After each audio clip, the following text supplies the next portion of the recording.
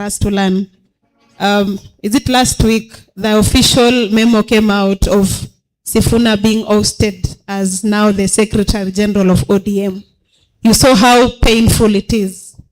So what I'm just saying is, political parties, apart from carrying out elections and all that, has a role of molding and shaping the leadership that we want as a country. This is where you will take a lead as a youth leader. You will play a very crucial role in championing for the party activities. There is the Women League positions for the women. There is the NEC Management Council in that party. And these are places where very crucial decisions are made. So as a youth who is in this house, that political party has a role of shaping the leadership that you are supposed to execute in future. I've seen there are so many potential leaders in this house. But now, how do we get that opportunity if you're not in a political party? If you get a political party, there are always capacity building programs in those political parties that are sponsored by various organizations like the CMD, the Oslo, and all that. So these are just platforms for the youth to be groomed into the good leaders that all of us are aspiring for. So youths, that is a place that your leadership, and all of us can agree with us, all these prominent leaders that we have in this country have always rose through ranks in the various political parties. We've seen the Sifuna, our own son from this county of Bungoma. He has risen through ranks in the ODM party.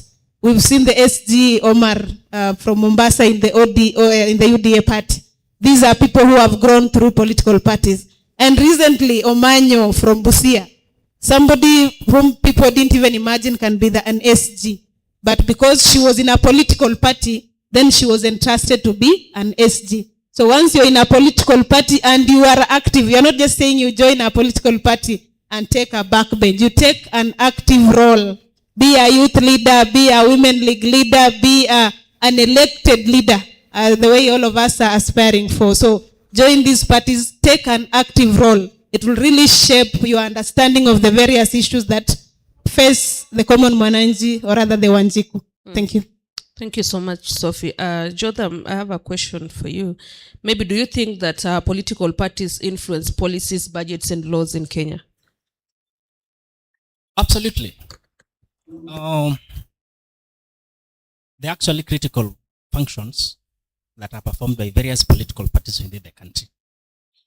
And one of them, when you look at the Political Parties Act 2011, yeah, those who may have the privilege of interacting in that section, one of the functions of political party is actually to make laws, policies.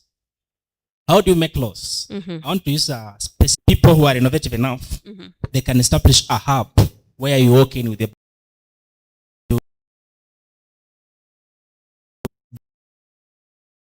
through a law. And yes, it's only mostly, like actually 9%.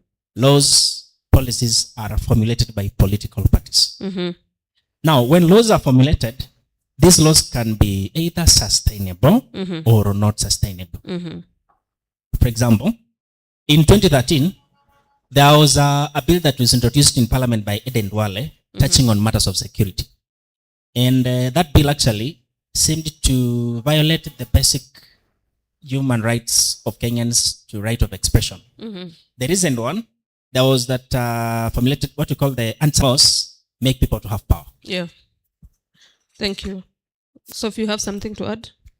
Maybe the way my brother has just mentioned, I saw when this thing of affordable housing came up, all of us were very surprised. Like, we don't need houses. Oh, why are they taxing us? But are you aware that ODM, UD, any other party, those were part of their manifestos?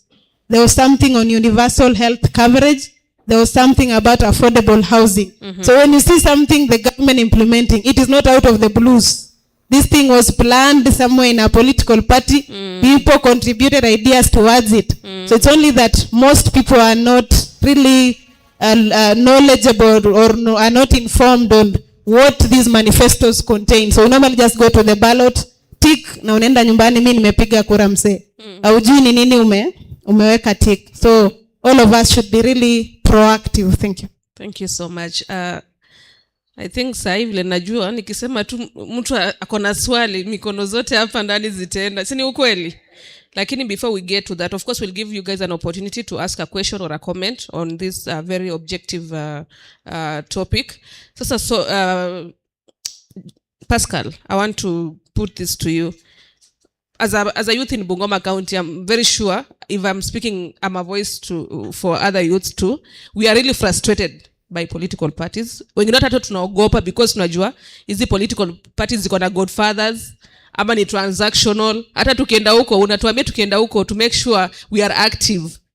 Tutakuwaje active na kuna wenye party wenyewe wamekaa huko mbele hawataki hata tukusikiza vijana wanasema nini. Utaambiwa sisi tumekuwa kwa hii party 10 years, wewe ndio umeingia leo, pesa yako hata haitoshi, you know. Of course they are more of transactional. Na watu wengi pia wanaona kwamba maybe if I'm in a certain region, I have to go to this specific party for me to go through. Umesikia kuna aspirants wengi hapa ndani. Maybe at this point, why should young people still engage in political parties even with the fears and frustrations that we have about political parties? Well, the answer or the response to that is just as simply as Jotham and Sophie have put it.